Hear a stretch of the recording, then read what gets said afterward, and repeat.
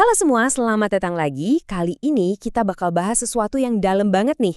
Gimana sih sebetulnya gereja itu bisa jadi tanda sekaligus sarana keselamatan buat kita semua? Oke, yuk kita kupas tuntas bareng-bareng. Coba deh, kita mulai dari sini. Pernah nggak sih kamu ada di situasi yang sulit, mungkin bahaya, atau bingung banget, terus tiba-tiba ada yang nolongin? Itu loh momen pas kita ngerasa lega banget dan mikir, "Fiuh, untung aja ada dia."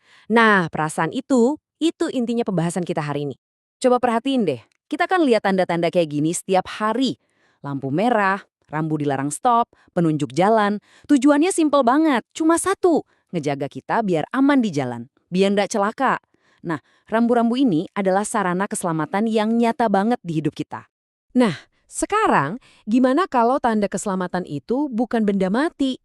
Gimana kalau tanda itu wujudnya manusia? Yuk, kita lihat sebuah kisah nyata yang luar biasa. Kenalan yuk, ini Pak Yanto.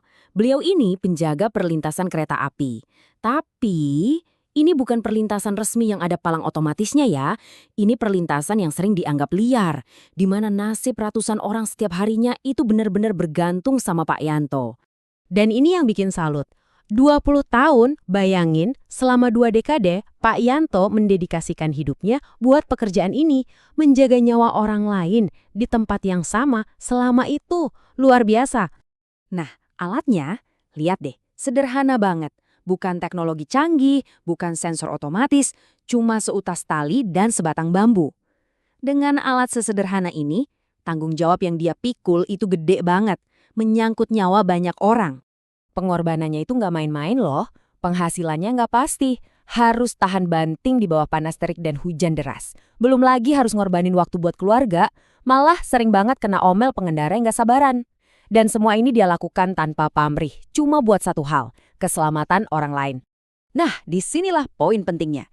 Cerita Pak Yanto ini bukan cuma soal penjaga perlintasan kereta. Tindakannya yang tulus ini sebetulnya jadi sebuah gambaran, sebuah model untuk kita bisa memahami sebuah konsep yang jauh lebih besar dan sifatnya rohani. Dan konsep besar itu adalah peran gereja sebagai sakramen, sebagai tanda dan sarana langsung dari Allah. Yuk kita gali lebih dalam lagi maksudnya apa? Mungkin kedengarannya berat ya kata sakramen, tapi intinya sederhana banget. Kata ini datang dari bahasa Latin, sacramentum, yang artinya ya persis seperti yang dilakuin Pak Yanto. Jadi sebuah tanda yang bisa kita lihat, dan sebuah sarana atau alat yang nyata untuk menghadirkan keselamatan. Dan ini bukan karangan baru ya, ini resmi dari dokumen gereja Lumen Gentium. Di situ dibilang jelas banget, gereja itu sendiri adalah sebuah sakramen, tanda yang kelihatan dari kehadiran Tuhan, sekaligus sarana untuk menyatukan kita sama Dia dan juga sesama kita.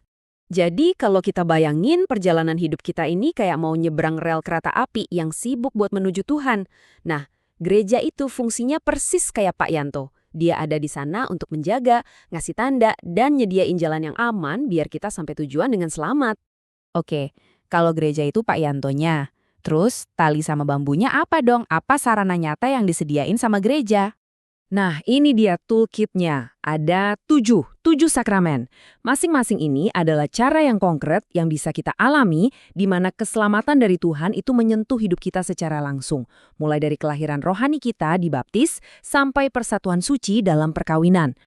Jadi jangan salah sangka ya, 7 sakramen ini bukan sekedar upacara kuno. Mereka ini ibaratnya saluran-saluran yang hidup. Lewat sakramen inilah karya penyelamatan yang udah dimulai sama Kristus terus mengalir dan bekerja di dunia kita sekarang melalui gereja. Oke, sekarang kita sampai ke bagian yang paling penting. Soalnya ini tentang kita. Apa artinya semua ini buat kita masing-masing? Gini. Sama persis seperti Pak Yanto jadi sarana keselamatan di perlintasan kereta, kita semua, sebagai bagian dari gereja, punya panggilan yang sama. Kita juga dipanggil untuk jadi sarana keselamatan buat orang-orang di sekitar kita. Dan ini bukan cuma panggilan di angan-angan ya. Ini tugas nyata, sebuah utusan untuk bertindak. Untuk jadi tanda harapan dan jadi alat pertolongan dalam kehidupan kita sehari-hari. Terus gimana caranya? Sebenarnya sederhana, tapi dampaknya luar biasa. Dengan membawa damai di tengah pertengkaran, menciptakan rukun, menyebarkan kasih lewat kata-kata dan perbuatan, dan ya, secara nyata menolong mereka yang lagi susah. Setiap tindakan kecil ini adalah cara kita jadi sakramen yang hidup. Nah, sebagai penutup, saya mau ninggalin satu pertanyaan buat kita renungkan bareng-bareng. Nggak usah nunggu momen besar atau perbuatan heroik. Coba deh pikirin, dengan cara sederhana apa kamu bisa menjadi Pak Yanto bagi seseorang hari ini? Bagaimana kamu bisa menjadi tanda keselamatan bagi orang di sekitarmu?